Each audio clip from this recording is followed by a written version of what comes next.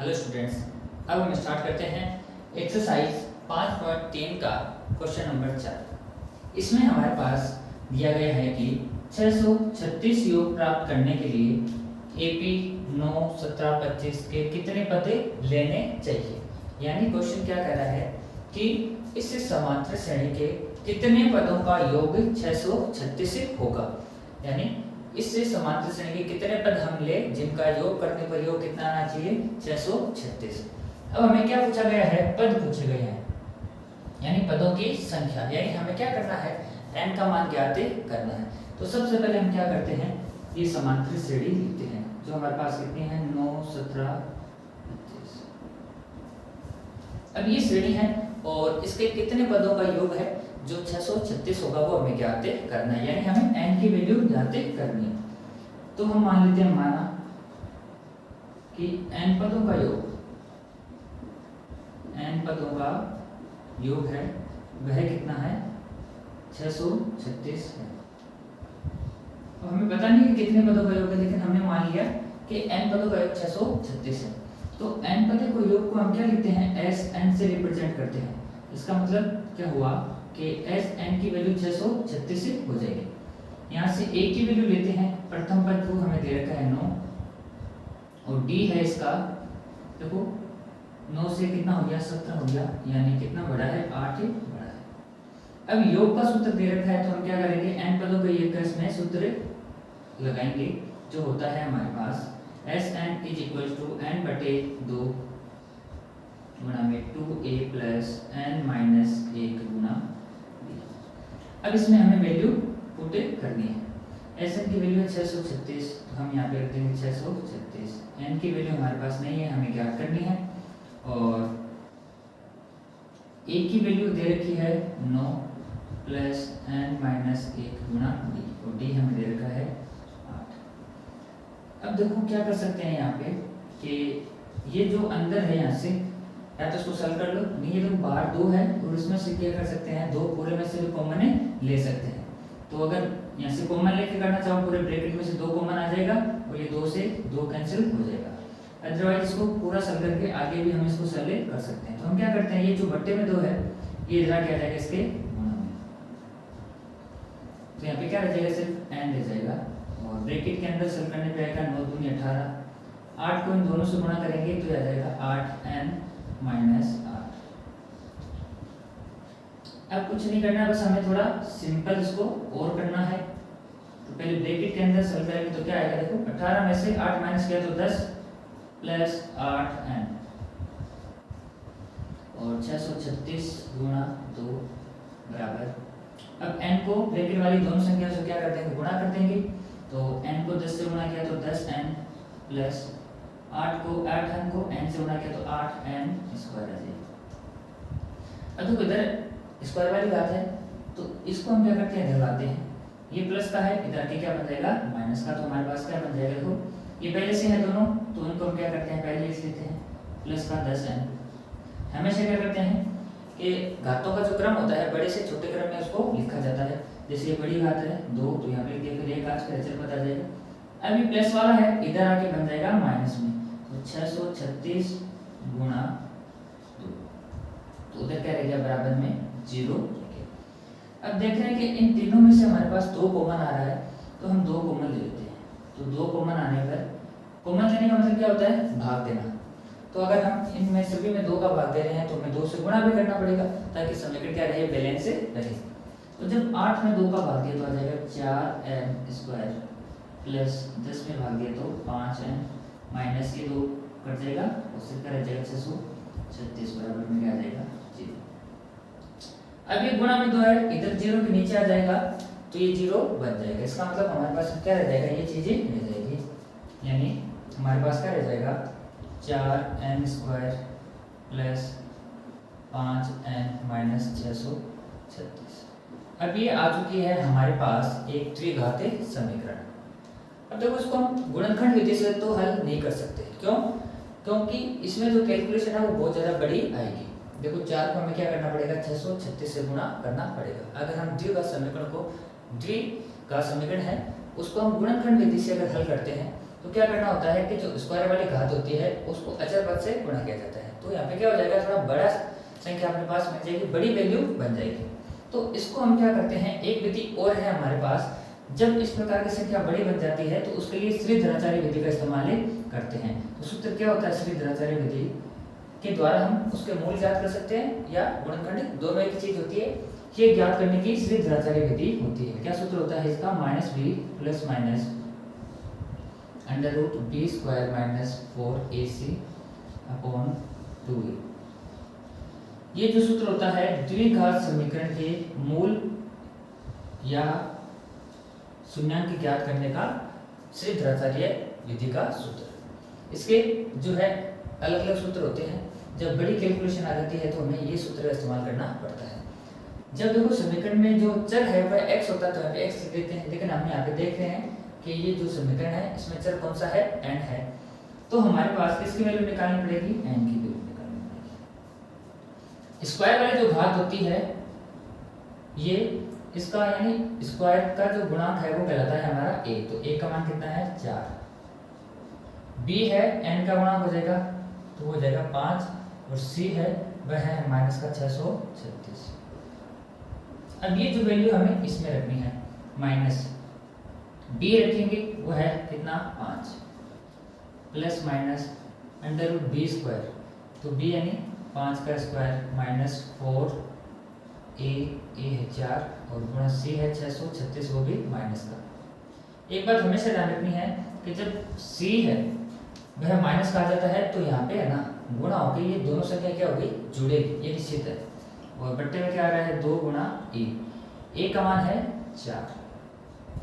सारे मान रख चुके हैं, अब हमें इसको सरल करना है। सबसे पहले देखो इसमें क्या होता है कि यहाँ पे अंडर के अंदर कुछ संख्या बनेगी, इसका मतलब निश्चित है कि इसमें आपको वर्गमूल लेना आना चाहिए, वरना इसमें आपको प्रॉब्लम हो सकती है। तो देखो 5 का स्क्वायर हो जाता है 25, ये माइनस और ये माइनस गुणा के क्या बन जाता है, प्लस। अभी मैंने आपको बताया था कि जब c की वैल्यू माइनस में आती है तो यहाँ पे क्या हो जाता है, ये ऐड हो जाता है। तो ध्यान रखना कभी भी आपको c माइनस का दिखाई देता है, इसका मतलब क्या होगा कि अंदर संख्याएं जुड़ेगी। और क्यों जुड़ेगी, क्योंकि ये दोनों गुणा के क्या बन जाएगा, प्लस। 4 चौके होता है 16 और 16 को गुणा करना है 636 से। 16 छक्के 96 हासिल की 9, 16 3 48 और 9 हो गए 57 हासिल की 5, और 16 छक्के 96 और 5 हो गया 101। यानी इनको गुणा करने पे आ जाता है हमारे पास 101 और 76। बट्टे में 4 दूनी 8, माइनस का 5 ऐसा कैसा आ जाएगा। अब इन दोनों को जब हम जोड़ देंगे ये आ जाता है हमारे पास 1 0 2 0 1।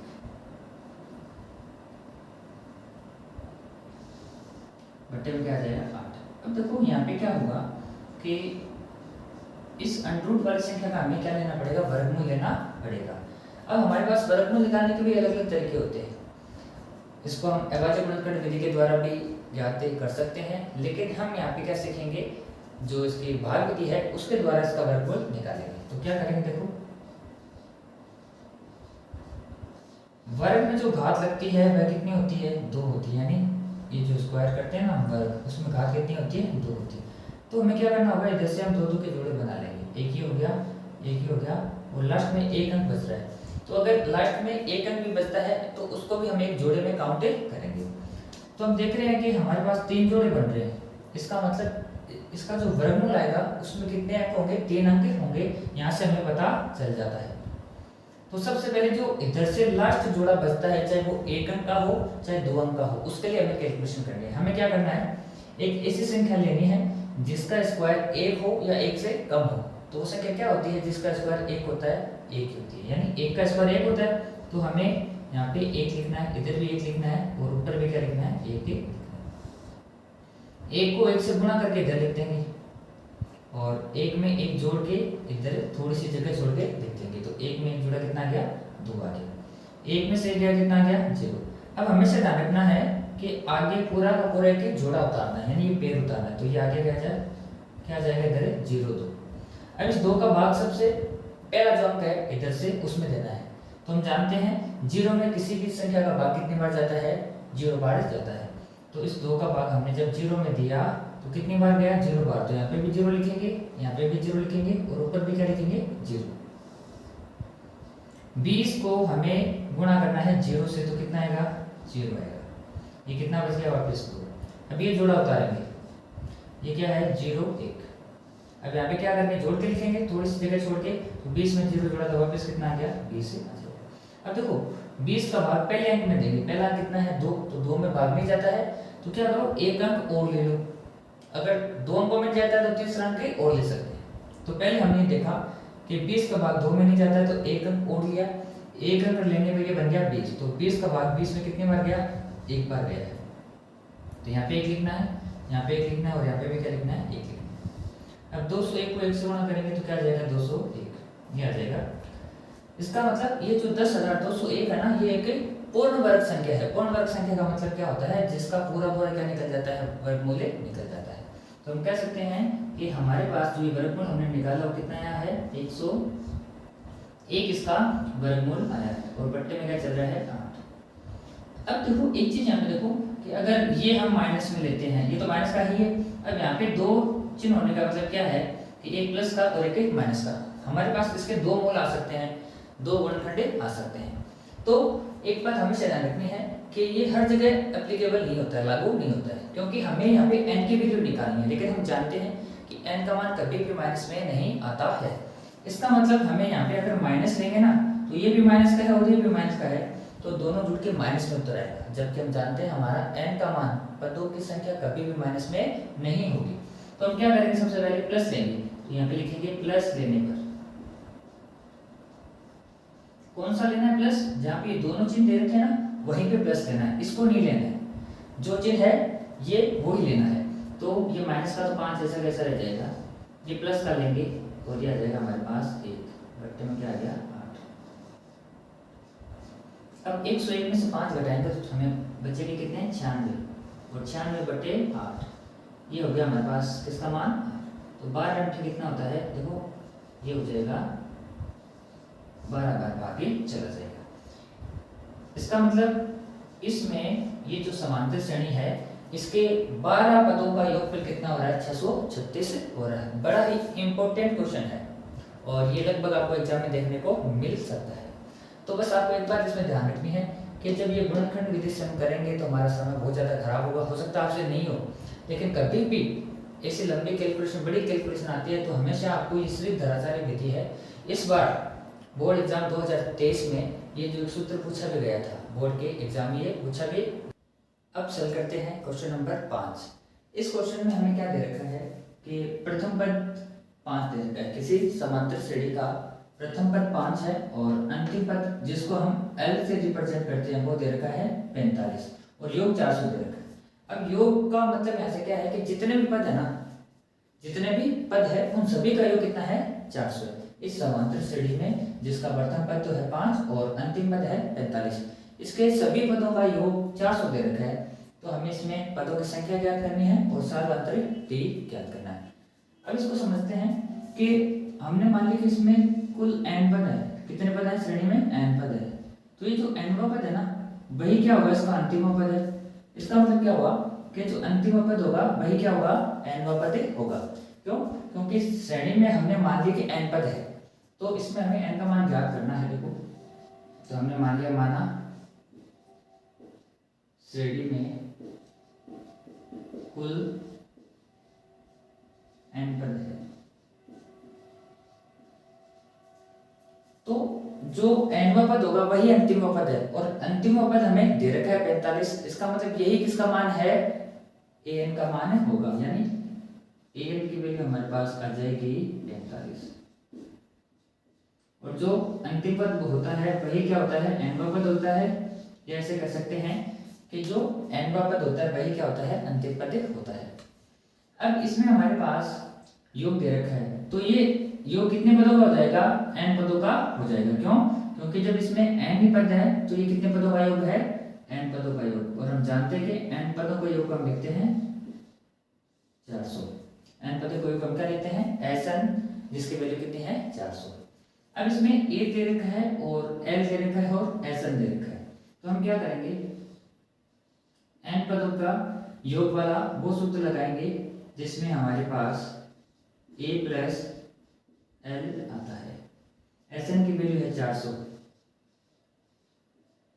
n की वैल्यू हमें पता नहीं है और एक की वैल्यू कितनी है 5, एल हमें दे रखा है 45। तो ये आ जाएगा इधर, तो ये आ जाएगा 400 गुणा में 2। आपको कभी भी इसको गुणा नहीं करना है, बाद में हो सकता है ये आगे जाके कट जाए, इसलिए एक बार इसको ऐसे ही रहने देना है। और इधर क्या आ जाएगा n, 45 में 5 जोड़े तो कितना आ जाएगा 50। अब ये 50 आ जाएगा इसके नीचे, तो इधर हमारे पास क्या रह जाएगा n इज इक्वल्स टू, देखो पहले से सामने ये है 400 गुणा 2, ये जो n के गुणा में 50 है ये इधर आके कहाँ जाएगा बट्टे में यानी भाग में आ जाएगा, एक जीरो से एक जीरो, और ये कट गया कितने बार 8 बार कट गया, तो n की वैल्यू आ जाएगी हमारे पास 16। ये कितने पदों का योग है 16 पदों का योग है। इसका मतलब ये कौन सा पद हो गया 16वां पद हो चुका है भी, nवां पद है, n का मान 16 आया है और ये हमारे पास कौन सा पद है अंतिम पद है। अंतिम का मतलब हो गया ये 16वां पद है, तो हम यहाँ से लिख सकते हैं कि a16 की वैल्यू हमारे पास कितनी है 45 है, क्योंकि जब कुल पद n ही है तो अंतिम पद होगा ना वो कौन सा हो जाएगा 16वां पद है। इसका मतलब ये जो वैल्यू है वो किसकी वैल्यू है 16वें पद की वैल्यू है। अब हमें किसकी वैल्यू ज्ञात करनी है d की वैल्यू, तो हम जानते हैं कि 16वें पद को हम क्या लिखते हैं a प्लस d की फॉर्म में, a प्लस 15d बराबर 45 हमें दे रखा है। a हमें दे रखा है 5 प्लस d की वैल्यू हमें ज्ञात करनी है, बराबर में कितना आ जाएगा 45। ये d वाला पद है, पहले इसको अलग करेंगे, प्लस का 5 है इधर लाते माइनस में आ जाएगा, तो 45 माइनस 5, तो 45 में से 5 माइनस करेंगे तो 40 आ जाएगा। अभी d के गुणा में है 15, तो जब इधर आएगा 40 के नीचे तो हम इसको क्या लिख देंगे 40/15। अब ये दोनों जो है 5 के पारे से कट रहे हैं, ये 8 बार कट रहा है और ये 3 बार कट रहा है, तो ये हमारे पास आ चुका है सारवर अंतर। तो इस सवाल में हमारे पास दो चीजें ज्ञात करनी थी, एक तो कि कितने पदों का योग है जो 400 यानी n की वैल्यू हमें ज्ञात करनी थी जो कितनी आ चुकी है 16, और दूसरा सारवर अंतर d ज्ञात करना था जो आ चुका है 8/3। अब चल करते हैं क्वेश्चन नंबर 6। इसमें एक समांतर श्रेणी का प्रथम पद दे रखा है 17 और अंतिम पद दे रखा है 350। अंतिम पद को हम L से रिप्रेजेंट करते हैं। सारवंतर D वो दे रखा है 9 और हमें ज्ञात करना है कि इसमें कितने पद हैं और उन सभी पदों का योग ज्ञात करना है। यानी हमारे पास मान लो 20 पद आ गए तो 20 पदों का योग हमें ज्ञात करना है। तो हम जानते हैं कि जो अंतिम पद होता है ना वह n पद होता है। क्यों? जैसे हमने लास्ट क्वेश्चन में पढ़ा था, हमने ये मान लिया कि एक श्रेणी में n पद है, तो ये जो n पद है वही तो अंतिम में है। इसका मतलब कि जो अंतिम में होगा वही कौन सा होगा n पद होगा। तो हम मान लेते हैं कि माना श्रेणी में n पद है। अब n पद अंतिम पद होगा, इसका मतलब इस l को हम क्या लिख सकते हैं an लिख सकते हैं। हमेशा ध्यान रखना आपको कि जो अंतिम पद होता है वही n पद होता है और n पद होता है वही अंतिम पद होता है। अब इस an के सूत्र का इस्तेमाल करते हैं, क्योंकि योग हमें और कुछ दे नहीं रखा है, तो इसमें a प्लस n माइनस 1 गुणा d। an की वैल्यू है 350, a की वैल्यू दे रखी है 17, n की वैल्यू हमें पता नहीं है और d दे रखा है 9। सबसे पहले क्या करना होता है कि a का पक्षांतरण करना होता है, तो 350 माइनस 17 प्लस वाली संख्या दूसरे पक्ष में जाके माइनस में बन जाती है। इधर क्या रह जाएगा n माइनस 1 गुणा 9। इसमें से माइनस कर देंगे तो यह आ जाएगा हमारे पास 333 कितना आ जाएगा 333 और बराबर में रह जाएगा n माइनस 1 गुणा n। या इसको हम ऐसे भी लिख सकते हैं कि n माइनस 1 गुणा 9 बराबर 333। हमें तो n की वैल्यू चाहिए, तो इस पद को अलग करेंगे, गुणा में 9 है, इधर आ क्या जाएगा भाग में, तो n माइनस 1 बराबर 333 माइनस 9, तो n माइनस 1। तो हमेशा ध्यान रखना कि n की वैल्यू इधर क्या आएगी, जब n माइनस 1 हम n की वैल्यू निकाल रहे हैं, तो ये जो n माइनस 1 के बराबर में जो संख्या बचेगी वो पूरी तरह से विभाजित होगी। अगर ये नहीं होगी तो n का मान कभी भी पूर्णांक में नहीं आएगा, यानी पॉइंटों में आएगा। हम जानते हैं कि कभी भी n का मान ना तो माइनस में होता है और ना ही दशमलव में होता है। अगर आपको n की वैल्यू पूछी है तो इसका मतलब इधर पूरा पूरा भाग जाएगा, निश्चित है। तो इसमें जब हम भाग देंगे तो 9 3 27, पिछा बच गया, और 9 7 63। हमें तो n की वैल्यू चाहिए, तो ये इधर आके बन जाएगा प्लस में, तो 37 प्लस 1 यानी 38। तो कुल कितने पद इसमें, 38 पद है, यानी जो अंतिम पद है वह 38वां पद होगा, और वो हमें दे रखा है 350। अब हमें क्या पूछा है कि जितने पद है ना उन सभी का योग पूछा है, तो कितने पद हो गए 38, यानी अब हम लगाएंगे s 38, n पे जो n पदों का योग का सूत्र लगाएंगे, जिसमें n का मान कितना है 38 रखना है, तो n बटे 2। अब हम क्या करेंगे, यहाँ पे 2a प्लस n माइनस 1 गुणा d वाला सूत्र नहीं लगाएंगे, क्योंकि हमारे पास a और l दे रखा है, तो हम कौन सा सूत्र लगाएंगे, a प्लस l वाला, n बटे 2 a प्लस l, तो 17 प्लस 350। 38 में 2 का भाग दिया तो 19 पर चला गया, और इनको जोड़ देंगे तो आ जाएगा 367। इनको गुणा कर देना है, तो 19 7 133, हासिल की चली जाएगी 13, 19 5 95, 19 6 114, और 14 और 13 हो जाते हैं 127, तो 27 में इधर क्या आएगा 7 आएगा, हासिल की चली जाएगी 12, 19 30 57, और 12 हो जाएंगे 69। इसका मतलब 38 पदों का योगफल वह आ चुका है 6973। बड़ी ही आसान क्वेश्चन है, बस थोड़ा सा आपको इसका कंसेप्ट समझना है, क्या चीजें दे रखी है उनका इस्तेमाल करके ये आप इसका सॉल्यूशन ज्ञात कर सकते हो। आइए अब चलते हैं क्वेश्चन नंबर 7 की तरफ। इसमें हमें एक समांतर श्रेणी का सर्वांतर d 7 दे रखा है, 22वां पद दे रखा है 149, और 22 पदों का योगफल हमें ज्ञात करना है। तो सबसे पहले क्या करेंगे, ये जो 22वां पद है, हम जानते हैं कि 22वें पद को हम क्या लिख सकते हैं, a प्लस j के फॉर्म में, a प्लस 21d हम लिख सकते हैं।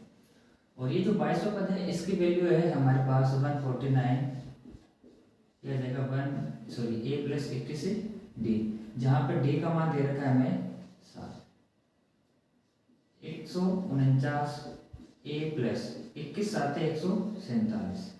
हमें तो चाहिए यहाँ से a की वैल्यू निकल के आ रही है, तो a की वैल्यू निकालने के लिए क्या करेंगे, प्लस का 147 है, इसको दूसरे पक्ष में भेजेंगे तो ये बन जाएगा माइनस में। तो हमने क्या किया, a को अलग लिख दिया, इधर है 149, तो 149, ये प्लस का उधर जाके बन जाएगा माइनस का 147। तो इसमें से माइनस करने पे a की वैल्यू आ जाएगी हमारे पास 2। इसका प्रथम पद है 2। अब देखो कि हमें 22 पदों का योग ज्ञात करना है, और 22वां पद हमें दे रखा है, यानी एक श्रेणी में अगर 22 पद है तो उसका जो अंतिम पद होगा वो 22वां पद होगा, और वो 22वां पद हमें कितना दे रखा है, 149 हमें दे रखा है। इसका मतलब ये जो पद है ना 22वां पद, वह इसका क्या हो जाएगा, अंतिम पद हो जाएगा। इसका मतलब कि 22वें पद को हम L से रिप्रेजेंट भी कर सकते हैं, क्योंकि 22 पदों का योग पूछा है, तो जो 22वां पद है वही अंतिम पद होगा, तो अंतिम पद कितना है इसका 149। अब इसमें हम क्या करते हैं, SN का सूत्र का इस्तेमाल करते हैं, जिसमें हमारे पास क्या आता है, A और L आता है। N की वैल्यू हमें दे रखी है 22, S 22 का मतलब ये होता है कि 22 पदों का योगफल, तो 22 बटे 2 गुणा में A प्लस L, A की वैल्यू आ चुकी है 2 और L है 149। 22 में जब 2 का भाग देते हैं तो 11 आता है, और इनको जब जोड़ने पे आता है हमारे पास 151। 11 एकम 11, क्या करेंगे सीधा 11 को 151 से गुणा कर देंगे। 11 एकम 11 हासिल की लिखिए 1, 11 पंजे 55 रह के 56 हासिल की 5, 11 एकम 11 और 5 कितना आ गया 16।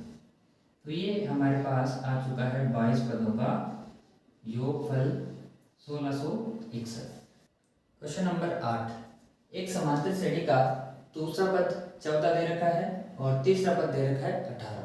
दूसरे पद को हम A2 से रिप्रेजेंट करते हैं और तीसरे पद को रिप्रेजेंट करते हैं A3 से, और इसी समांतर श्रेणी के हमें 51 पदों का योगफल ज्ञात करना है, यानी S51 ज्ञात करना है। तो देखो इसमें हमें क्या करना पड़ेगा कि हमारे पास A और D की वैल्यू आनी चाहिए, तभी हम क्या कर सकते हैं, इसमें 51 पदों का योगफल ज्ञात कर सकते हैं। n की वैल्यू तो हमें 51 दे रखी है, A और D का मान हमारे पास होना चाहिए। तो देखो D का मान कैसे निकाल सकते हैं, हम कैसे निकाल सकते हैं कि मान लो एक समांतर श्रेणी है A, A2, A3, A4। तो इसे करते हैं कि दूसरे में से पहला पद घटाओ, तीसरे में से दूसरा और चौथे में से तीसरा। अब देखो कितनी बढ़िया बात है कि यहाँ पे हमारे पास तीसरा पद दे रखा है और दूसरा पद दे रखा है, यानी 2 लगातार पद दे दिए। अब हमें इसमें ज्यादा डिटेल में सैलस को नहीं करना पड़ेगा डी की वैल्यू निकालने के लिए, तो हम सीधा सीधा इसमें से डी निकाल सकते हैं। कैसे कि भाई तीसरे पद में से दूसरा पद घटा दो। ये कब पॉसिबल होगा ऐसा करना कि जब लगातार हमें पद दिए हुए आएंगे, जैसे 7वां पद, 8वां पद, 9वां पद, 10वां पद, तो इसमें लगातार दे रखा है तो हम क्या कर देंगे, डी की वैल्यू कैसे निकालेंगे, तीसरे पद में से दूसरा पद घटाएंगे। 18 माइनस 14 तो कितना आ जाएगा 4। अब इसमें से आप है जो इन दोनों को किसी एक में, इन दोनों में से किसी एक को भी a प्लस डी के फॉर्म में लिख के ये वैल्यू हम उसमें रख देंगे। तो A2 को हम क्या लिखते हैं, a प्लस डी के फॉर्म में a प्लस डी। तो दूसरा पद कितना है 14, एक की वैल्यू हमें पता नहीं है लेकिन डी की वैल्यू कितनी है 4। अब यहाँ से इसको ऐसे भी लिख सकते हैं हम कि a प्लस 4 बराबर 14। ए की वैल्यू निकालने के लिए इसको ट्रांसफर करना पड़ेगा और ये इधर के आ जाएगा माइनस में, तो a इज इक्वल टू आ जाएगा 10 यानी 10। अब a भी आ चुका है, d पहले से हमारे पास यहाँ पे अवेलेबल है, जो हमने तीसरे पद में से दूसरा पद घटा के निकाल लिया था। अब क्या करते हैं, एस एन का सूत्र का इस्तेमाल करते हैं। S N is equal to n बटे 2, 2a प्लस n माइनस 1 गुणा d। n की जगह कितना रखना है 51 रखना है, तो 51 बटे 2, 2a 2 गुणा a का मान कितना है 10 प्लस n की वैल्यू 51 माइनस 1 गुणा d का मान कितना है 4। सारे मान रख चुके हैं, सरल करना है इसको। 51 बटा 2 ऐसा कैसा आ जाएगा, 10 दूनी 20 प्लस 50 यहाँ पे बच जाएगा, 51 में से घटाएंगे तो 50 और 50 को 4 से गुणा किया तो कितना आ जाएगा 200। 51 बटे 2 और ये इनको जोड़ेंगे तो आ जाएंगे 220। अब देखो ये कट रहे हैं पूरे पूरे कितनी बार 110 बार, तो हमारे पास क्या आ रहा है 51 गुणा 110। गुणा कर देंगे इनको, यहाँ पे 0 आ रहा है तो हम यहाँ पे भी लास्ट में क्या लगा देते हैं 1 0 लगा देते हैं। 51 का बड़ा एक बार बोलेंगे तो 51 एकम 51, तो 51 बल्कि कितना लिखना पड़ेगा 1 लिखना पड़ेगा, हासिल की जाएगी 5। 51 एकम 51, 51 और 5 कितना आ जाएगा 56। तो ये हमारे पास आ चुका है 51 पदों का योगफल 5610। किसी में a ज्ञात करना है, किसी में d ज्ञात करना है, और a और d आने के बाद में हम कुछ भी चीजें इसमें ज्ञात कर सकते हैं। अब देखते हैं क्वेश्चन नंबर 9। इसमें हमें एक समांतर श्रेणी के प्रथम 7 पदों का योग 49 दे रखा है और प्रथम 17 पदों का योग दे रखा है 289, यानी पहले पद से लेकर 17 पदों तक का योग है 289 और प्रथम 7 पदों का यानी स्टार्टिंग से 7 पदों के योग है वो है 49 दे रखा है, और हमें पूछा है n पदों का योग। तो इसमें देखो कि 7 पदों का योग को हम क्या लिख सकते हैं S7, तो S7 की वैल्यू हमारे पास कितनी है 49 है। अब हमें ना तो उसका प्रथम पद पता है और ना इसका अंतर पता है, तो हम क्या करेंगे मान लेंगे, माना इसका जो प्रथम पद है वह ए है तथा सार्वय अंतर वह है इसका डी। तो हम क्या करेंगे, एस एन का इसमें सूत्र का इस्तेमाल करेंगे। एस एन बराबर एन बटे 2 2a प्लस एन माइनस 1 गुणा डी। इसमें सिर्फ किसकी वैल्यू है हमारे पास, एक तो 7, एन की वैल्यू कितनी है 7, तो यहाँ पे रखेंगे एस 7 और यह जाएगा 7 बटे 2 2a प्लस एन का मान इधर रखेंगे 7, तो 7 माइनस 1 गुणा डी। ना तो यहाँ पर ए की वैल्यू पता है और ना ही डी की वैल्यू। अब S7 7 पदों का योग दे रखा 49, तो 49 बराबर 7 बटे 2 गुणा ये इधर आ जाएगा 2a प्लस 7 में से गए 6 डी आ जाएगा इधर, ये 7 आ जाएगा इसके नीचे। आप चाहो तो ऊपर ऐसे भी काट सकते हो, ये 7 इधर नीचे आ जाएगा और यहाँ पे क्या रह गया 1/2 रह गया।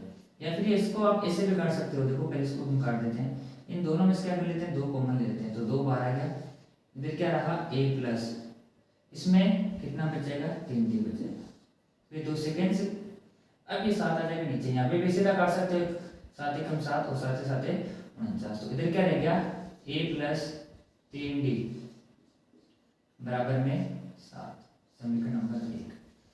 अब देखो हम जब किसी पद को a प्लस डी के फॉर्म में लिखते हैं तो हमेशा क्या लिखते हैं 1d कम लिख देते हैं, यानी जैसे चौथा पद है तो उसको 3d लिख देंगे, 10वां पद है उसको 9d लिख देते हैं। तो a प्लस 3d हम किसको लिखते हैं चौथे पद को। इसका मतलब एक चीज हम यहाँ से कह सकते हैं कि इस समांतर श्रेणी का चौथा पद कितना है 7 है। देखो ये भी एक जबरदस्त सोचने वाली चीज है कि हमारे पास इससे क्या रिजल्ट आ चुका है, a प्लस डी हम किसको लिखते हैं चौथे पद को लिखते हैं, इसका मतलब इस समांतर श्रेणी का चौथा पद कितना है 7 है।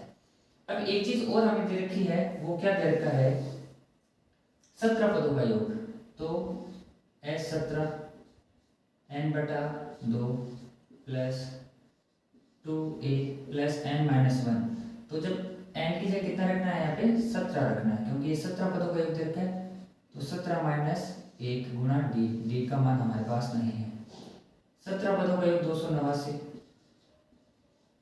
बराबर 17। देखो ये क्वेश्चन इस प्रकार से सेट है कि ये दोनों वैल्यू आपस में कटेगी और ये दोनों वैल्यू आपस में कटेगी, यानी इनका स्क्वायर है 7 का स्क्वायर 49 है और 17 का स्क्वायर 289, यानी ये दोनों पूरी कटने वाली वैल्यू है।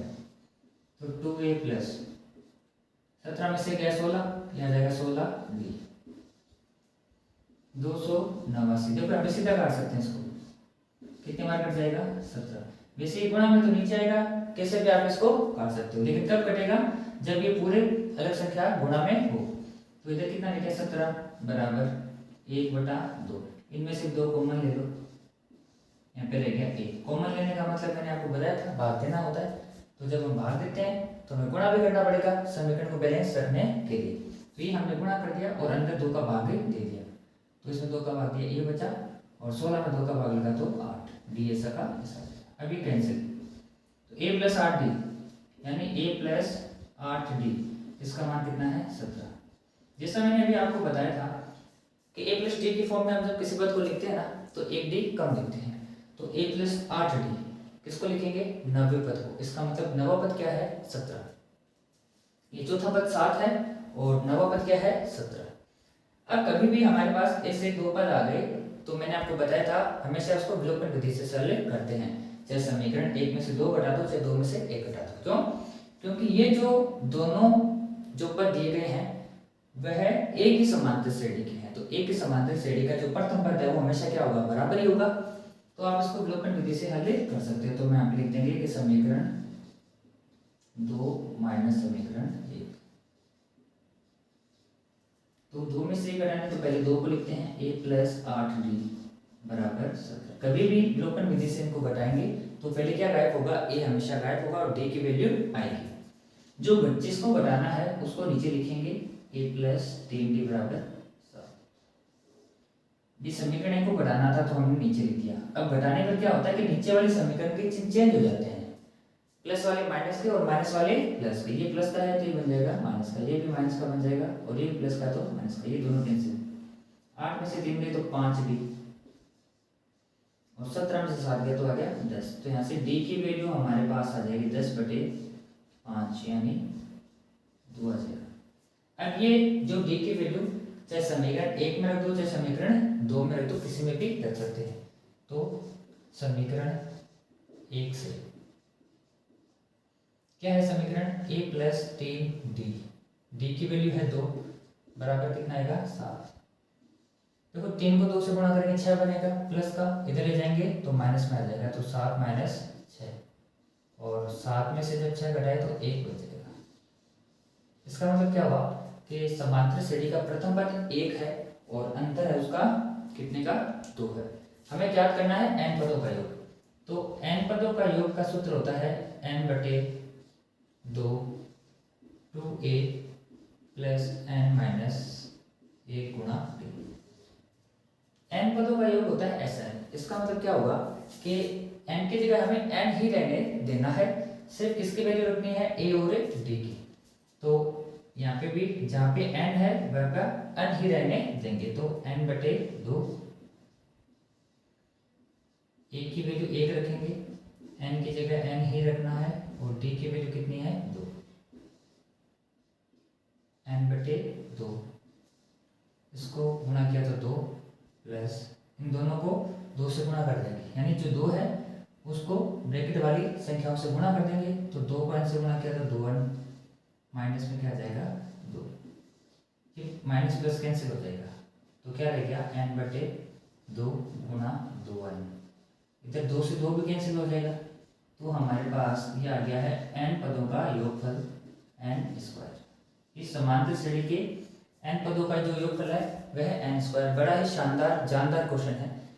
इस चैप्टर में मेरे फेवरेट क्वेश्चनों में से एक क्वेश्चन है, क्योंकि इसमें जो ऑटोमेटिक क्वेश्चन सेट है, देखो इधर 7 पदों का योग हमें दे रखा तो इधर 49 है, यानी ये कटने वाली वैल्यू इधर भी कटने वाली वैल्यू है, और हमें लास्ट में n की वैल्यू यानी n पदों का योगफल हमें पूछा गया है।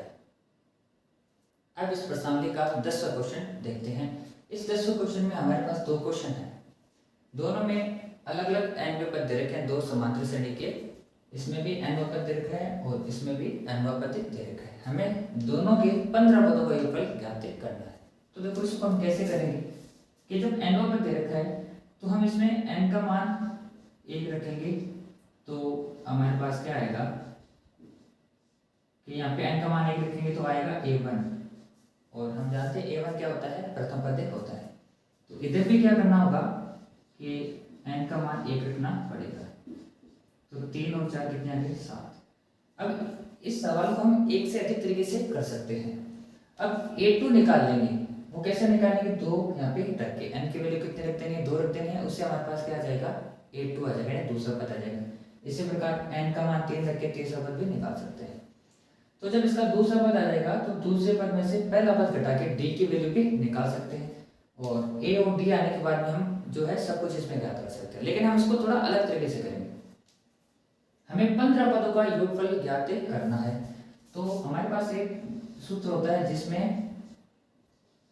a + l का उपयोग होता है। तो क्यों ना हम इसमें a तो हमारे पास आ चुका है, सीधा l निकाल लें, l होगा अंतिम पद। तो 15 पदों का योगफल पूछा है, तो 15 जो पद होगा वही अंतिम पद होगा। तो हम सीधा क्या करते हैं, इसमें 15 पद निकालते हैं, और 15वां पद निकालने के लिए हमें इसमें n का मान क्या रखना पड़ेगा 15 रखना पड़ेगा इसमें। तो ये आ जाएगा a15, 3 + 4 और n की जगह रखना हमने 15, 15 चौके 60 और 60 और 3 63। अब जो 15 पद है ना वही क्या हो जाएगा, इसका अंतिम पद हो जाएगा, क्योंकि जितने पदों का योगफल निकालना है, जैसे 20 पदों का योगफल निकालना है तो 20वां पद वही अंतिम पद। तो 15 पदों का योगफल निकालना है तो 15 पद है वही क्या हो जाएगा अंतिम पद हो जाएगा। बस अब इसमें सूत्र में मान रखना है n पदों का योगफल n/2 a + l। n का मान है 15, 15/2, और a प्रथम पद हमने निकाला था, a1 को ही हम प्रथम पद कहते हैं। तो 7 + l का मान है 63, 15/2 और 63 और 7 कितने हो जाएंगे 70, और ये कट जाएगा 2 से कितनी बार 35 बार। अब हमें क्या करना है कि इस 15 को 35 से गुणा कर देना है। तो 15 5 75, 75 में 5 लिखा, हासिल की चली जाएगी 7, 15 3 45 और 7 कितना आ जाएगा 52। तो इस समांतर श्रेणी के 15 पदों का योगफल है 525। अब ये हमें सेम इस सवाल में करना है। तो सबसे पहले हम क्या करेंगे, n बराबर 1 रखेंगे, n बराबर 1 रखने पर ये जो n पद दिया है इसमें n की वैल्यू हम कुछ भी रख के कोई सा भी पद ज्ञात कर सकते हैं। जैसे अगर 20 पद ज्ञात करना है तो n का मान कितना रख देंगे, 20 से हम रख देंगे। तो पहला पद रखना है तो a1 9 माइनस 5, n का मान रखा 1, 5 एकम 5, 9 में से 5 कितना जाएगा 4।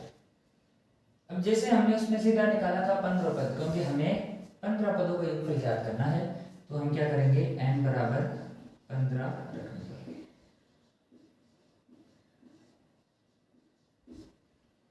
इसमें रखेंगे a15, जो n पद है उसमें हमें क्या करना है, n का मान 15 रखना है।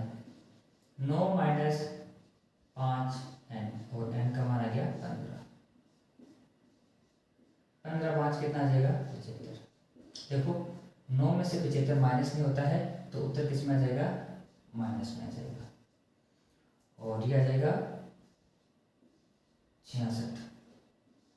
इसका मतलब इस समांतर श्रेणी का जो 15 पद है वह है माइनस में 66। संख्या धीरे धीरे कम हो रही है इसलिए माइनस में आ चुका है। अब क्या करेंगे, हमें निकालना है n पदों का योगफल, सॉरी 15 पदों का योगफल।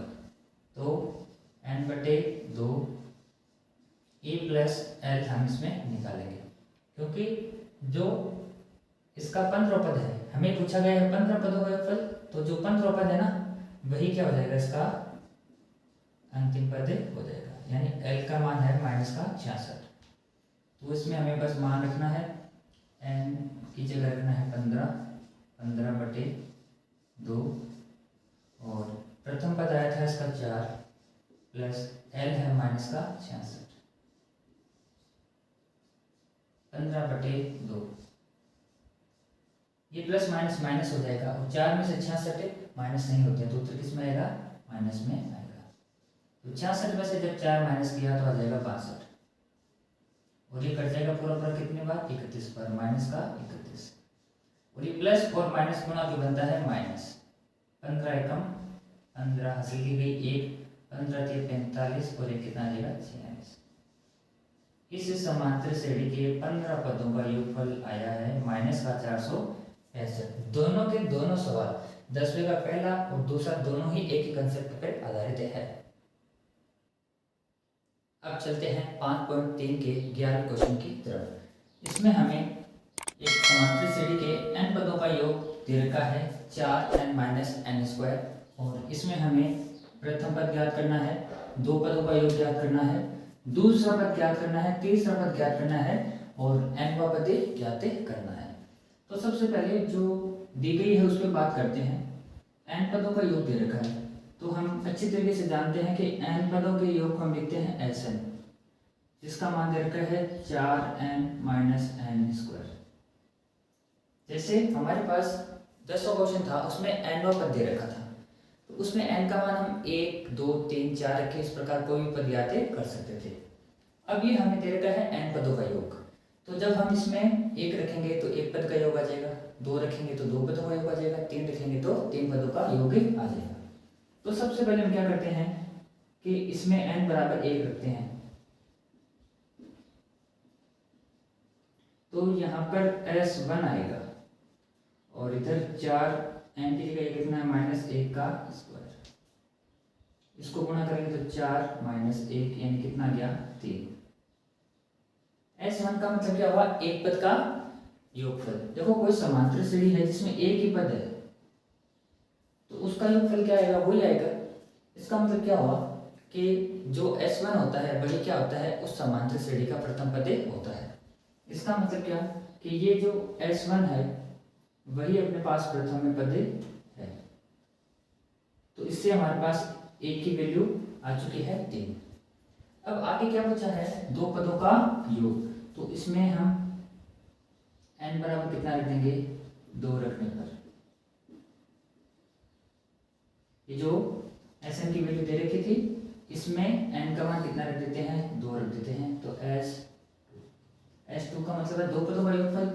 तो यहाँ पे भी कितना रखना पड़ेगा आपको, 2 रखना पड़ेगा, -2 का स्क्वायर। 4 दूनी 8, -2 का स्क्वायर कितना आ गया, 4। तो 8 में से जब 4 जाएगा तो कितना बचेगा, 4 बच जाएगा। ये आ गया हमारे पास 2 पदों का योगफल। तो देखो जो पहला पद तो हमें कितना दे रखा है, 3 दे रखा है।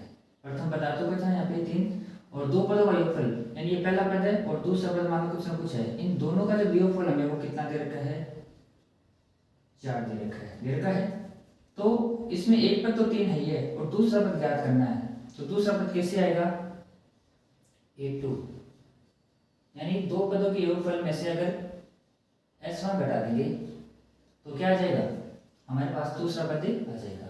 और 2 पदों का योगफल है 4 और S1 यानी प्रथम पद है कितना, 3। तो यहाँ से जो दूसरा पद निकल के आएगा वो आएगा 4 - 3 यानी 1। ये हमारे पास दूसरा पद आ गया। देखो पहला पद आ रहा है 3, दूसरा पद हो गया 1, यानी समांतर श्रेणी है वो घट रही है। और फिर हमें क्या करना है, तीसरा पद। तो तीसरा पद ज्ञात करने के लिए अब हम क्या कर सकते हैं, देखो इसमें आप डी का मान भी निकाल सकते हो कि इसमें डी का मान कैसे आएगा हमारे पास। यहाँ पे प्रथम पद हो गया कितना, 3, और जो दूसरा पद है वह कितना है, 1 है। ये हमें दे रखा है, ठीक है। यहाँ से हमने इसमें निकाल लिया। अब जो डी निकालना है तो वो कैसे आएगा कि इसमें से घटा दो, दूसरे में से पहला पद घटा दो, या फिर क्या कर सकते हैं कि देख लो संख्या कम हो रही है, कम होने का मतलब डी का मान किसमें है, माइनस में। कितनी कम होगी, 2 कम। तो ये आ गया डी का मान -2।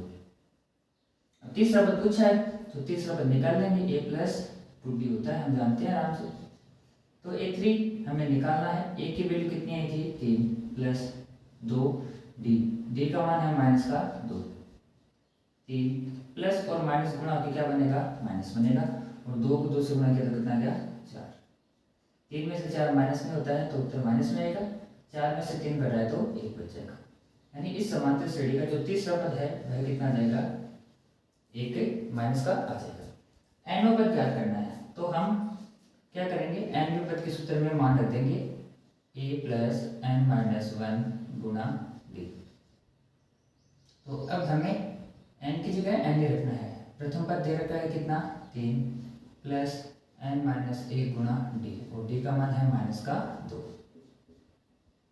अब इसको गुणा कर देंगे। देखो ये जो -2 है इसको ब्रैकेट वाली संख्या से गुणा करेंगे तो ये आ जाएगा -2 और माइनस माइनस प्लस का 2, 3 और 2 कितना है, 5 - 2 ये हो गया समांतर श्रेणी का nवां पद। तो इस प्रकार हमारे पास जो जो चीजें पूछी गई थी वो सारी चीजें आ चुकी है। क्वेश्चन नंबर 12, इसमें हमें प्रथम 40 धन पूर्णांकों का योग ज्ञात करना है जो 6 से विभाज्य है। यानी इससे प्रथम 40 धन पूर्णांक, धन का मतलब होता है प्लस, पूर्णांकों का योग हमें ज्ञात करना है जो 6 से विभाज्य है। तो सबसे पहले हमें क्या करना है कि श्रेणी बनानी है जो किससे विभाजित होती है, 6 से। तो प्रथम की बात किया जाए तो हम जानते हैं कि जो सबसे पहला जो पद होता है, पूर्णांक होता है, धन पूर्णांक, जो किससे विभाज्य है, 6 से, तो होता है 6। तो ये श्रेणी बनती है 6, 12, 18। इस प्रकार हमें कितने पद लेने हैं, 40 पद इसके लेने हैं। तो मैंने आपको बताया था कि अगर 6 से विभाज्य का पूछा जाए तो उनमें सार्वंतर भी कितने का होगा, 6 का होगा। तो इसमें हमें a की वैल्यू कितनी मिलेगी, 6, d की वैल्यू भी कितनी हो जाएगी, 6, और n बराबर हो जाएगा 40, क्योंकि हमें 40 पदों का योग ज्ञात करना है। अब योग ज्ञात करने के लिए हम सूत्र लगाते हैं Sn का, जो होता है n/2 2a + n - 1 × d। सारी वैल्यू है हमारे पास, बस इसमें हमें जो मान रखना है, n का मान कितना है, 40, 40/2, 2 × a, 1 का मतलब हो गया 6, प्लस 40 - 1 गुणा d का मतलब भी है 6। 40 में 2 का भाग दिया तो 20 आ जाएगा, और इधर आ जाएगा 6 दूनी 12, प्लस 40 - 1 आ जाएगा 39, 39 गुणा 6। अब हमें क्या करना है कि इस 39 को 6 से गुणा करना है। तो 9 6 54 हासिल की 5 6 18 और 5 कितने हो गए 23।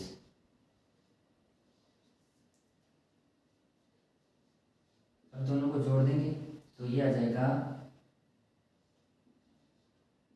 246। अब 20 को इस 246 से गुणा करना है, एक जीरो तो लास्ट में लगा देते हैं और इसको गुणा कर देते हैं। 2 6 12 हासिल के 1 और 4 दूनी 8 1 के 9 और 2 दूनी 4। ये आ जाएगा हमारे पास 40 पदों का योगफल। ये प्रथम 40 धन पूर्णांकों का योगफल है जो किससे विभाज्य होता है 6 से विभाज्य है। देखते हैं क्वेश्चन नंबर 13। ये क्वेश्चन जो पिछला क्वेश्चन हमने किया था क्वेश्चन नंबर 12 उसी की तरह ये क्वेश्चन है, बस उसमें हमें 6 से विभाज्य पूछा था। और इसमें क्या पूछा गया है 8 के प्रथम 15 गुणजों का योग। तो सबसे पहले ये पता करते हैं गुणज होता क्या है। जैसे 8 के गुणज पूछे हैं तो 8 का भाग जिन जिन संख्याओं में जाता है वह सभी 8 के गुणज कहलाएंगे। जैसे वे संख्याएं जो 8 से पूर्णतः विभाजित होती है वह 8 के गुणज कहलाएगी। तो हम जानते हैं कि 8 का सबसे पहले भाग किसमें जाता है 8 में ही जाता है, क्योंकि सबसे जो पहला जो गुणज होता है किसी भी संख्या का वो संख्या स्वयं में होती है। तो हम इसमें क्या करेंगे हम श्रेणी छांटेंगे। तो अभिष्ट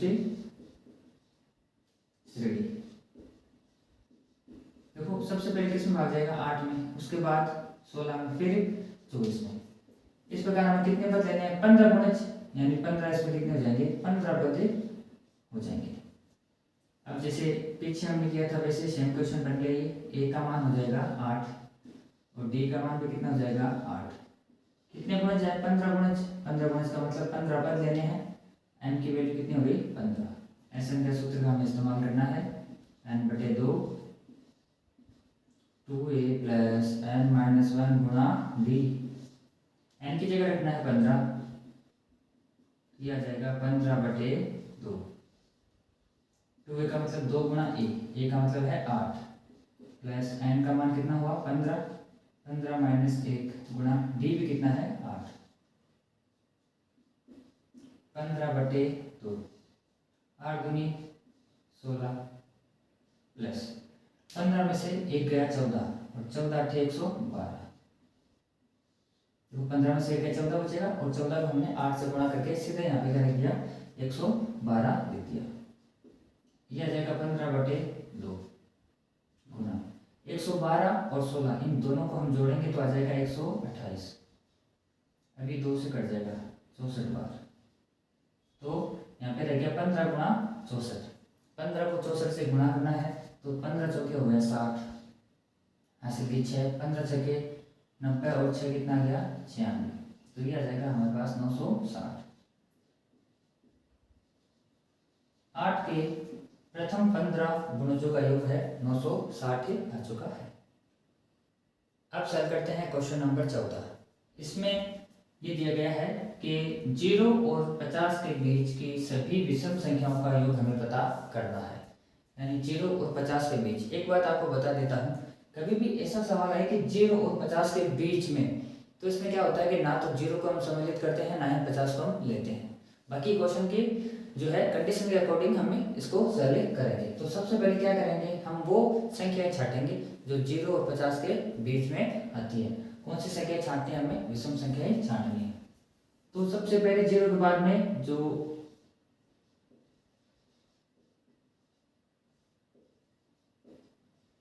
विषम संख्या आती है वो हो गई 1, उसके बाद में 3 5 और 50 के पहले कौन सी आती है 49। तो ये हमारे पास बन चुकी है एक श्रेणी विषम संख्याओं की जो 0 और 50 के बीच में आती है। अब पहले तो ये पता करना कि ये पद कितने हैं। तो हमने माना कुल n पद है। तो अगर इसमें ये n पद है तो ये कौन सा हो गया nवां पद हो गया और nवें पद को हम लिखते हैं an से। प्रथम पद है इसमें 1 और d है 2, क्योंकि विषम संख्याओं में लगातार जो विषम संख्या होती है उनमें और लगातार सम संख्याओं में अंतर हमेशा कितने का होता है 2 2 का ही होता है। अब हम इसमें ए एन के सूत्र का इस्तेमाल करेंगे, ए प्लस एन माइनस वन गुणा बी। एन का तो वैल्यू हमें निकालनी है, लेकिन ए एन की वैल्यू हमें दे रखी है 49। प्रथम पद है 1 प्लस एन माइनस 1 गुणा डी, डी का मान भी 2 है। इसको पहले उधर ले जाएंगे तो आ जाएगा 49 माइनस 1 बराबर एन माइनस 1 गुणा 2। 49 में से 1 है तो 48 आ जाएगा, और ये आ जाएगा एन माइनस 1 गुणा 2। अब इस 2 को इधर ले जाएंगे तो ये बनेगा 48 बटे 2 बराबर आ जाएगा एन माइनस 1। या इसको हम ऐसे लिख सकते हैं एन माइनस 1। इस एन माइनस 1 को इधर लिख लिया, और 48 में जब 2 का भाग दिया तो कितना आ जाएगा 24। हमें तो वैल्यू चाहिए एन की, तो ये माइनस का इधर लाएंगे तो बच जाएगा प्लस में, तो 24 प्लस 1 यानी 25। इसका मतलब कि ये जो कुल विषम संख्या है वो कितनी है, 0 और 50 के बीच में ये 25 विषम संख्याएं आती है। अब इनका हमें क्या करना है, योग ज्ञात करना है। तो ऐसे इनका हम सूत्र का इस्तेमाल करेंगे। देखो इसमें अंतिम पद हमें दे रखा है, तो हम क्या करेंगे, वो सूत्र लगाएंगे जिसमें क्या आता है, ए प्लस एल आता है। कितने पद हैं टोटल, 25, तो इधर आ जाएगा एस 25 बटे 2। प्रथम पद दे रखा है 1 प्लस एल अंतिम पद जो कितना है 49, 25 बटे 2 गुणा 49 और कितना हो गया 50, और ये कट जाएगा इससे 25 बार, और 25 को 25 से गुणा किया तो कितना आ जाता है 625। तो 0 और 50 के बीच की सभी विषम संख्याओं का योग कितना आया है 625। और विषम संख्याएं टोटल कितनी थी 0 और 50 के बीच में, वह भी कितनी थी 25 थी, और इन 25 विषम संख्याओं का योग आया है 625। अब हम देखते हैं क्वेश्चन नंबर 15। क्वेश्चन है हमारे पास, निर्माण कार्य में संबंधित किसी ठेके में एक निश्चित तिथि के बाद कार्य को विलंब से पूरा करने के लिए जुर्माना लगाने का प्रावधान इस प्रकार है कि पहले दिन के लिए 200 रुपये, दूसरे दिन के लिए 250 रुपये, तीसरे दिन के लिए 300 रुपये, अर्थात प्रत्येक उत्तरोत्तर का जुर्माना यानी ठीक अगले दिन का जुर्माना है वह अपने ठीक पहले दिन के जुर्माने से 50 रुपये अधिक है। यानी आज जितना जुर्माना लग रहा है उसके अगले वाले दिन 50 रुपये अधिक जुर्माना लगेगा। एक ठेकेदार को जुर्माने के रूप में कितनी राशि अदा करनी पड़ेगी यदि वह इस कार्य में 30 दिन का विलंब कर देता है। तो सबसे पहले हम क्या करते हैं कि इसमें एक श्रेणी जो बनती है वो हम ज्ञात करते हैं। पहले दिन का जो जुर्माना है वह है 200 रुपये, उसके अगले दिन का है 250 रुपये, और उससे अगले दिन का है 300 रुपये। तो अगला दिन मतलब जब भी अगले दिन का निकालना होगा तो 50 रुपये जुर्माना क्या होगा बढ़ता जाएगा। इस प्रकार वो कितने दिन का जुर्माना लग रहा है उसके 30 दिन का जुर्माना उसके लग रहा है। तो हमें ये पूछा गया है कि 30 दिन के लिए कितना जुर्माना लगेगा। तो ये एक समांतर श्रेणी बन चुकी है। तो इसका जो प्रथम पद है वह कितना है 200, डी सार्वंतर 50 रुपये बढ़ रहा है तो 50 आ जाएगा। एन का मान कितने दिन के लिए निकालना है 30 दिन के लिए। अब इन सभी का योग कर देंगे, क्योंकि 30 दिनों का है तो 30 दिनों को जितना भी जुर्माना लग रहा है उनका योग हमें पूछा गया है। तो सूत्र है n/2 और 2a प्लस n माइनस 1 गुणा d। n का मान हमें दे रखा है इधर कितना 30, तो s 30 आ जाएगा 30/2, 2 गुणा a का मान है 200 प्लस इधर n का मान रखना है 30, तो 30 माइनस 1 गुणा d का मान हो गया 50। 30 में 2 का भाग दिया तो 15 आया, 200 को 2 से गुणा किया 400 प्लस इसको गुणा कर देंगे हम किससे, 30 में से 1 गया 29 और 29 गुणा 50, ये 15 बाहर ऐसा कैसा आ जाएगा 400।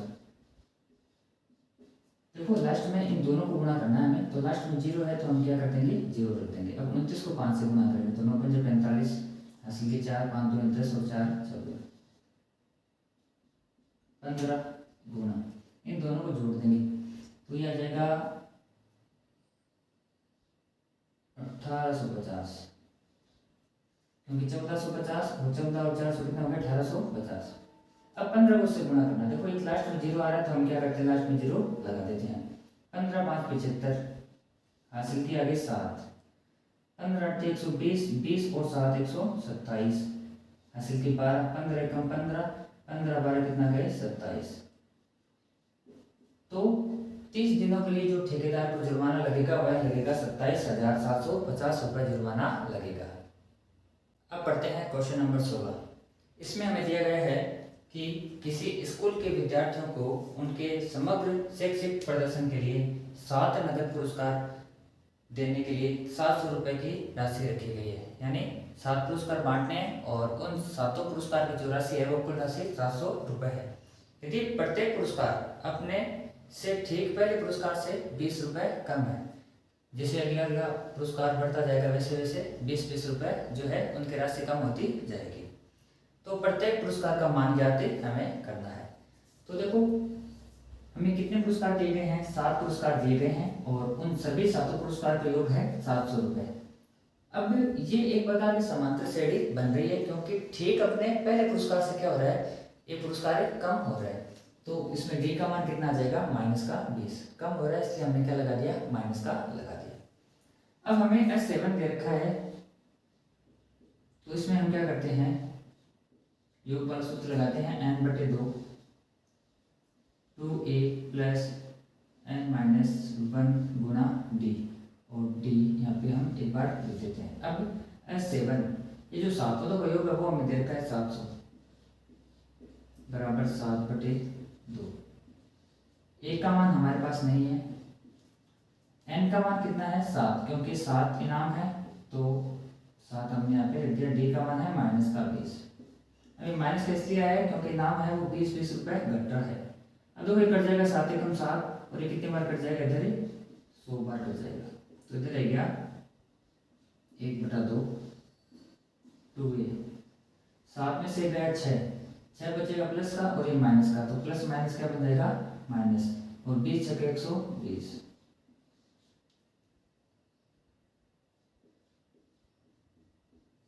अब इन दोनों में से 2 कॉमन आ रहा है तो 2 हमने कॉमन ले लिया, इधर बच गया a - 60, ये यहाँ से कैसे, तो फाइनली हमारे पास क्या रह गया a - 60 बराबर इतना है 100। अब हमें चाहिए a की वैल्यू, a यानी प्रथम पद यानी पहला पुरस्कार।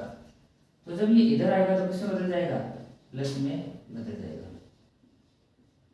और ये बन जाएगा 160, यानी प्रथम पुरस्कार कितना आ गया 160 है।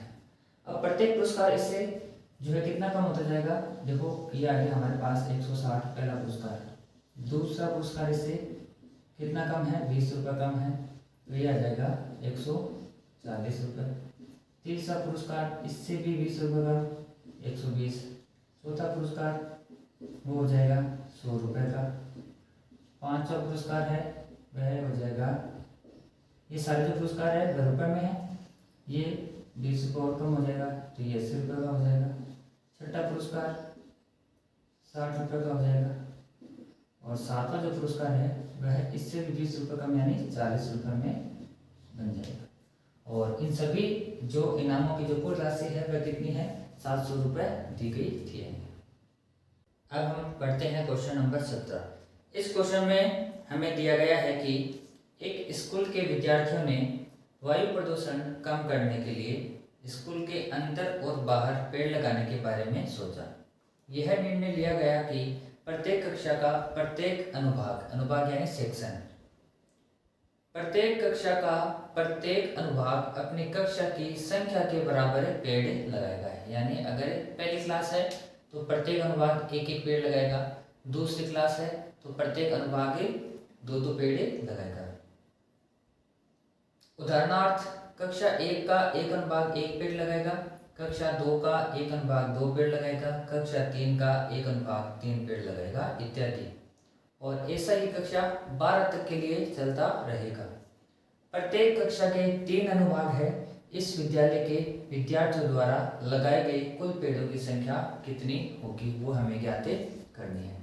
तो सबसे पहले हम बात ये करते हैं कि इसने ये कह रखा है कि कुल कक्षाएं तो हमारे पास कितनी है 12 कक्षा है और प्रत्येक कक्षा में अनुभाग कितने हैं, 3 सेक्शन है। यानी पहली क्लास है तो इसके भी 3 सेक्शन हो गए, दूसरी क्लास है इसके भी कितने सेक्शन हो गए, 3 सेक्शन हो गए, और 12वीं क्लास है इसके भी कितने सेक्शन हो गए, 3 सेक्शन हो गए। तो पहली क्लास है तो उसमें प्रत्येक जो सेक्शन है ना वो एक एक पेड़ लगाएगा। दूसरी जो क्लास है तो उसमें प्रत्येक सेक्शन कितना लगेगा, 2 पेड़ लगाएगा। इसी प्रकार अगर 12वीं क्लास है तो इसमें भी 3 सेक्शन है। हमें ये कंडीशन दे दी कि प्रत्येक कक्षा में 3 सेक्शन यानी 3 अनुभाग है, जैसे ए बी सी। तो पहली क्लास में भी 3 अनुभाग, दूसरी क्लास में भी 3 अनुभाग, तो 12वीं क्लास में भी कितने होंगे, 3 अनुभाग होंगे। अब इसमें भी क्या होंगे, 3 सेक्शन है। तो 3 सेक्शन का मतलब हो गया कि प्रत्येक सेक्शन कितने कितने पेड़ लगाएगा, 12 पेड़ लगाएगा। तो हमें ये पूछा है कि इन सभी कक्षाओं के द्वारा लगाए गए कुल पेड़ों की संख्या। तो अब देखो इसमें एक एपी बनती है, समांतर श्रेणी में प्राप्त होगी, लेकिन ये जो पहली कक्षा के द्वारा कितने पेड़ लगाए गए हैं वो देखते हैं। पहली कक्षा में 3 अनुभाग है, तो ये आ गया हमारे पास A1 प्रथम पद है। इसमें प्रत्येक अनुभाग में कितने कितने पेड़ लग रहे हैं, एक एक पेड़ लग रहे हैं, क्योंकि पहली कक्षा है तो एक एक पेड़ है। दूसरी कक्षा है तो तीनों अनुभाग में 2 पेड़ लगेंगे। तो एक एक के हिसाब से पहली क्लास में जो कितने पेड़ लग गए, 3 लग गए। और जो अंतिम कक्षा है 12वीं, इसको हम अंतिम पद कह सकते हैं, और ये हो गया अपने पास 1/12। इसमें देखो 12वीं कक्षा तो प्रत्येक अनुभाग कितने पेड़ लगाएगा, 12 पेड़ लगाएगा। तो 12 के कितने हो गए, 36 हो गए। ये अपना प्रथम पद है और ये अंतिम पद है। और n का मान अपने पास हो जाएगा टोटल 12, क्योंकि 12 क्लास है तो n का मान कितना हो जाएगा, 12। अब हमें योग क्या करना है, तो Sn बराबर, देखो ये L हमने इसलिए निकाला है क्योंकि हम यहाँ पर ये सूत्र का इस्तेमाल करने जा रहे हैं। कौन सा, n/2 a + l। n की वैल्यू है 12, क्योंकि 12 कक्षाओं का हमें योग निकालना है।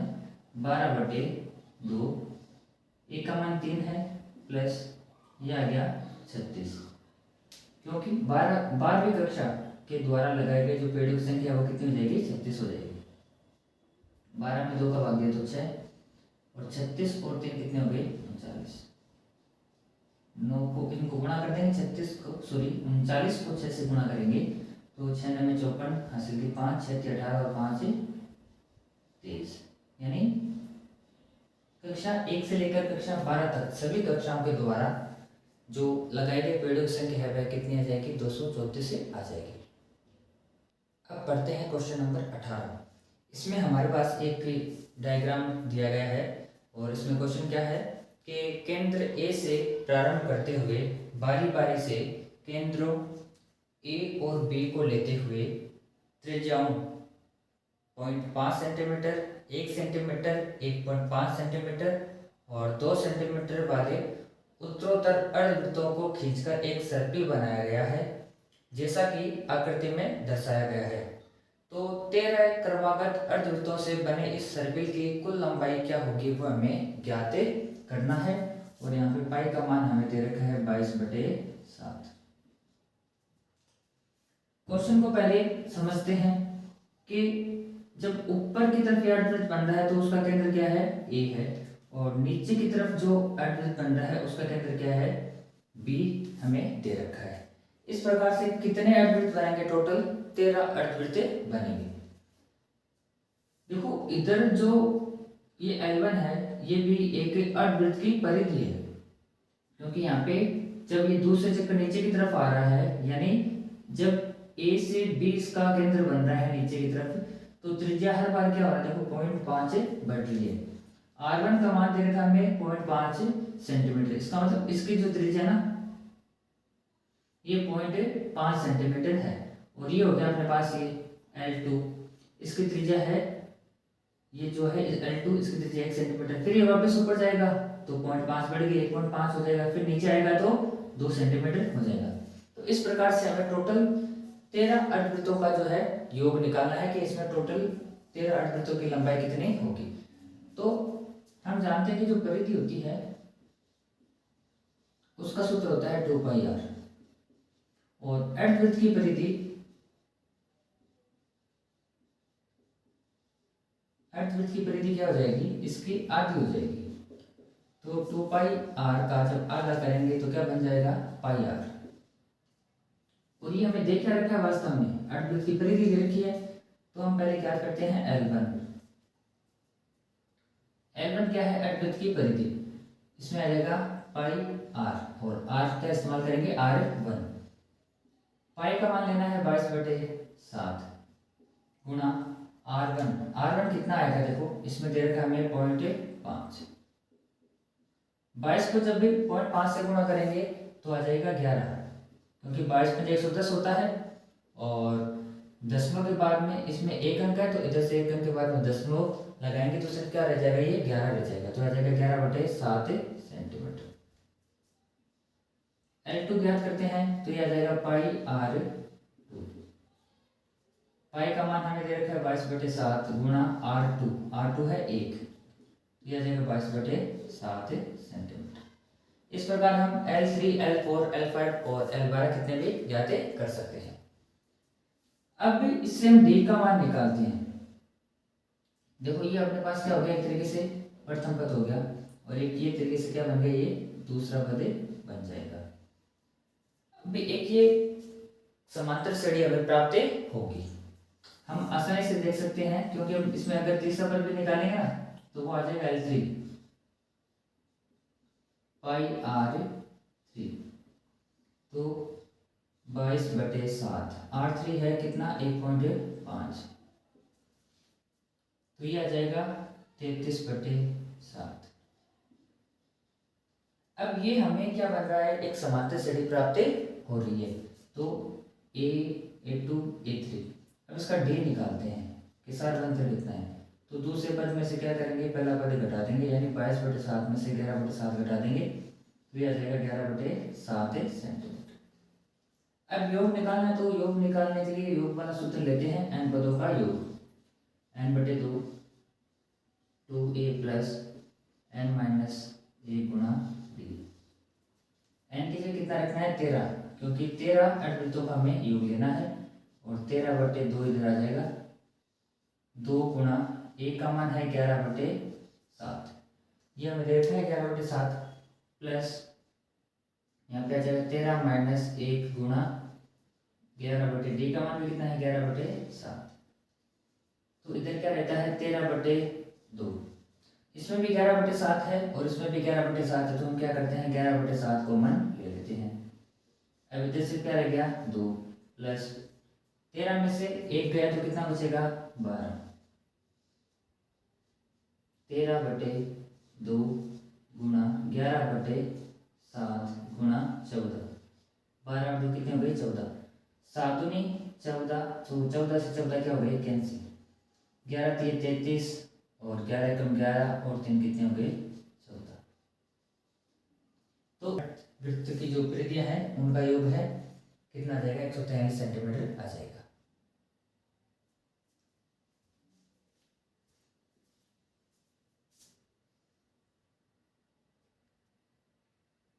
अब पढ़ते हैं क्वेश्चन नंबर 19। इसमें हमें दिया गया है कि 20 लट्ठों को ढेरी के रूप में इस प्रकार रखा जाता है, ढेरी का मतलब एक के ऊपर एक, कि सबसे नीचे वाली पंक्ति में 20 लट्ठे, और उससे अगली वाली पंक्ति में 19 लट्ठे, और उससे ऊपर वाले में 18 है, पहले 20 फिर 19 फिर 18 फिर 17, ऐसे रखा जाता है। और ये 200 लट्ठे कितनी पंक्तियों में रखे गए हैं, क्या पूछा है इसने, कि पहले 20 रख दिए, फिर 19 रख दिए, फिर 18 फिर 17, तो इस प्रकार कितनी पंक्तियां बनेगी कि ये 200 जो लट्ठे हैं वो पूरे पूरे रखे जा सकते हैं, तथा सबसे ऊपरी पंक्ति में कितने लट्ठे होंगे, यानी सबसे ऊपर जो पंक्ति आएगी उसमें कितने लट्ठे होंगे, ये हमें ज्ञात करना है। तो देखो सबसे पहले ना हमारे पास एक श्रेणी बनेगी, कैसे बनेगी कि सबसे पहले तो नीचे वाली पंक्ति में कितना है, 20, फिर उससे ऊपर 19, फिर उससे ऊपर 18। अब हमें क्या ज्ञात करना है कि कितनी पंक्तियों में रखा गया, यानी एक तरीके से ये समांतर श्रेणी बन रही है जिसमें a का मान है 20 और d का मान है -1। अब ये पता नहीं कि कितनी पंक्तियां होंगी, तो इसका मतलब क्या हो गया, हमें ये पूछा गया है कि इसमें कितने पद हैं। अगर हम समांतर श्रेणी से इसकी तुलना करें तो हमें ये पूछा गया है कि इसमें कितने पद है, जैसे पहला पद वो 20, फिर दूसरा पद 19, तीसरा पद कितना हो जाएगा 18। इस प्रकार से कितने पद है इसमें, तो हमने मान लिया कि माना कुल n पंक्तियां इसमें बनी है।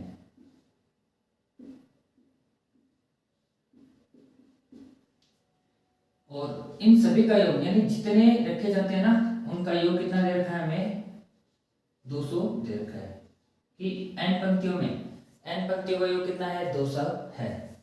अब इसमें क्या करते हैं हम सूत्र लगाते हैं Sn का, Sn बराबर n बटे 2 2a प्लस n माइनस 1 गुणा b। n का हमें मान पता नहीं लेकिन Sn का मान कितना है 200 बराबर n बटे 2 गुणा 2 गुणा 1, a का मान कितना है 20 प्लस n माइनस 1 गुणा b और b का मान है माइनस का 1। ये इधर आ जाएगा तो 200 को 2 से गुणा किया तो कितना आ गया 400, इससे गुणा हो जाएगा, इधर बचेगा n 20 दूनी 40। ये माइनस का इससे गुणा करेंगे तो क्या आ जाएगा माइनस का n, ये माइनस का इससे गुणा करेंगे तो माइनस का n और माइनस इस माइनस से गुणा करके क्या बन जाएगा प्लस का 1। अब इसको थोड़ा सा ब्रैकेट के अंदर और सॉल्व कर लेते हैं कि 40 और 1 कितना हो गया 41 और माइनस n ऐसा कैसा आ जाएगा। अब n को ब्रैकेट के अंदर गुणा कर देंगे तो 41 n माइनस n स्क्वायर। अब इस n वाली घात को क्या करना है हमें, इसको हमें रखना है प्लस का, तो इन दोनों को उधर ले जाते हैं तो क्या बनेगा समीकरण देखो n स्क्वायर ये प्लस का बनेगा 41 बनेगा उधर जाके माइनस का और उधर क्या है पहले से 400 बराबर कितना गया 0। अब ये हमारे पास बन चुकी है एक द्विघाती समीकरण। तो इस द्विघात समीकरण को हल करने के लिए हमारे पास बहुत सारे तरीके से दर्जारी विधि इस्तेमाल कर सकते हैं, लेकिन मुझे इसके गुणनखंड पता है क्या होंगे। अगर नहीं आपको पता है तो आप क्या कर सकते हो, सिर्फ द्विघाचार्य विधि से इसका जो है सॉल्यूशन निकाल सकते हो। हमें क्या करना है, इन दोनों के गुणांकों का गुणा करना है। n स्क्वायर का गुणांक 1 है, अचर पद है 400, तो कितना आएगा 400। अब हमें ऐसे टुकड़े करने हैं 400 के, गुणा करने पर तो क्या आ जाए 400 आ जाए और जोड़ने घटाने पर कितना आ जाए 41 आ जाए, वो भी किसका माइनस का। तो ये हो जाएंगे 25 और 16, इनको गुणा करेंगे तो कितना आएगा 400 आएगा, वो भी किसका माइनस और माइनस गुणा क्या बनेगा प्लस। तो हम क्या करेंगे इसके लिए क्या लिख सकते हैं माइनस का 25n और माइनस में 16n प्लस 400 बराबर 0। अगर आपको एग्जाम में नहीं पता चलता है तो आप क्या कर सकते हो, सिर्फ द्विघाचार्य विधि से भी जो है इसको सॉल्यूशन कर सकते हो।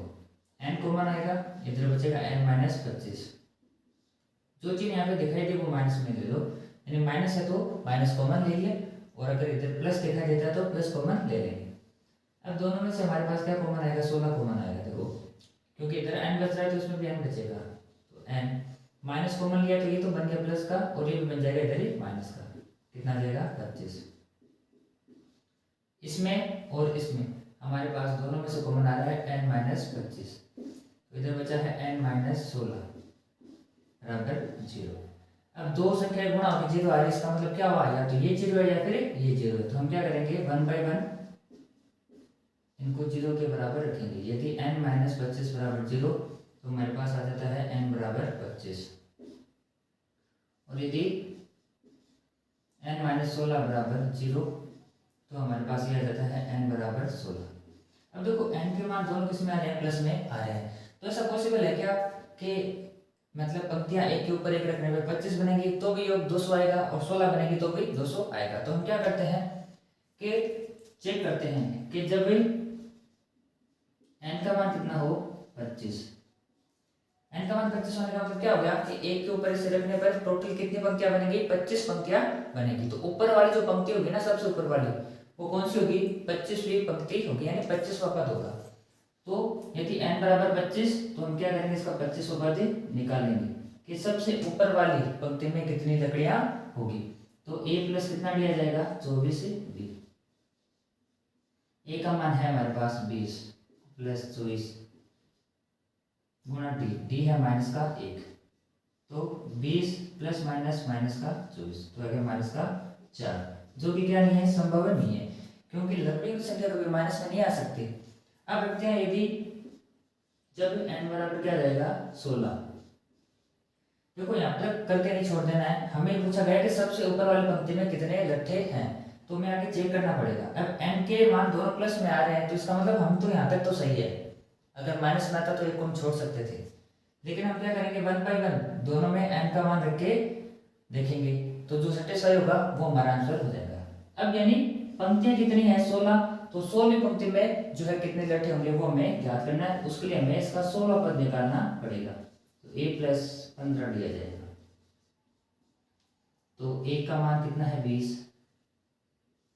+ 15 और d का मान है माइनस का 1, यह आ जाएगा 20 प्लस माइनस माइनस और 20 में से 15 का तो कितना बचेगा 5। तो सबसे ऊपर वाली पंक्ति में कितने लट्ठे हो जाएंगे 5 लट्ठे हो जाएंगे। और कितनी पंक्ति है सबसे ऊपर वाली 16वीं पंक्ति है, यानी ये जो 200 लट्ठे रखे गए हैं वो कितनी पंक्तियों में रखे गए हैं 16 पंक्तियों में रखे गए हैं, और सबसे ऊपर वाली पंक्ति में 5 लट्ठे होंगे। अब अगला क्वेश्चन है 20वां क्वेश्चन। अब अगला 20वां क्वेश्चन हमें दिया गया है कि एक आलू दौड़ में प्रारंभिक स्थान पर एक बाल्टी रखी हुई है जो पहले आलू से 5 मीटर की दूरी पर है तथा अन्य आलुओं को एक सीधी रेखा में परस्पर 3 मीटर की दूरी पर रखा गया है। इस रेखा पर 10 आलू रखे गए हैं। प्रत्येक प्रतियोगी बाल्टी से चलना प्रारंभ करती है और निकटतम आलू को उठाती है, उसे लेकर वापस आकर दौड़कर बाल्टी में डालती है। दूसरा आलू उठाने के लिए वापस दौड़ती है और उसे उठाकर वापस से बाल्टी में डालती है, और ऐसा तब तक करती रहती है जब तक सभी आलू बाल्टी में न आ जाएं। इसमें प्रतियोगी को कुल कितनी दूरी दौड़नी होगी। तो ये एक बड़ा ही इंटरेस्टिंग सा क्वेश्चन है। इसमें हमें क्या पूछा गया है कि ये एक बाल्टी पड़ी है और इस एक सीधी रेखा में कितने आलू रखे गए, टोटल 10 आलू रखे गए हैं। तो ये जो पहला आलू है वह इस बाल्टी से 5 मीटर की दूरी पर है, और उसके बाद में जो प्रत्येक आलू, जैसे पहला आलू है, ये दूसरा आलू है, ये तीसरा है, इस प्रकार से ये हो गया कितना 10वां आलू। तो ये जो पहला आलू है वो 5 मीटर की दूरी पर, फिर बाद में प्रत्येक जो आलू है ना इससे 3-3 मीटर की दूरी पर रखा गया है। तो इसमें हमें क्या करना है कि सभी आलू उसमें बाल्टी में डालने हैं। तो जब तक सभी आलू उस बाल्टी में आएंगे तो प्रत्येक प्रतिभागी को कितनी दूरी तय करनी पड़ेगी, यानी इन 10 आलुओं को उस बाल्टी में डालना है। तो ऐसा करने में प्रत्येक प्रतिभागी को टोटल कितनी दूरी तय करनी पड़ेगी वो हमें बताना है। तो इसमें देखो हम पहले ये ज्ञात करते हैं कि प्रथम आलू को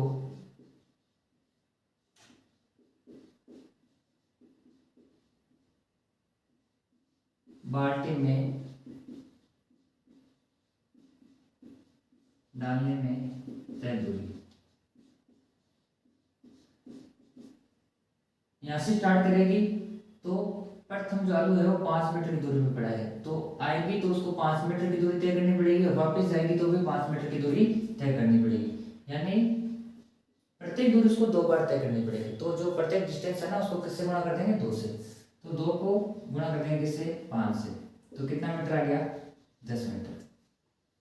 तो अब वापस जाएगी, तो अब देखो दूसरा आलू इस पहले आलू से कितने मीटर की दूरी पर है 3 मीटर की दूरी पर। हम कह सकते हैं जो बाल्टी से ना, इस बाल्टी से जो दूसरा आलू है वह 8 मीटर की दूरी पर है। तो ये अपना एक तरीके से क्या हो गया प्रथम पद यानी A1 हो गया, और A2 कितना हो गया, A2 है 2 × 8, क्योंकि ये यहाँ से यहाँ तक आएगी दूसरे आलू को उठाने में, तो 5 + 3 यानी 8 मीटर उसको आना पड़ेगा और वापस 8 मीटर जाना पड़ेगा, तो 8 में कितना आ गया 16 मीटर। टोटल आलू कितने हैं 10 आलू है। तो इस प्रकार हम तीसरा पद भी निकाल सकते हैं, यानी तीसरे आलू को उठाकर वापस बाल्टी में डालने में उसको कितनी दूरी तय करनी पड़ी वो हम देखें। अब ये 5 और 3 8, 8 और 3 कितना हो गया 11, तो 2 × 11 यानी 22 मीटर हमें इसको चलना पड़ा है तीसरे आलू को उठाकर वापस बाल्टी में डालने। तो हमारे पास एक इससे सीढ़ी बनती है, तो अभीष्ट सीढ़ी,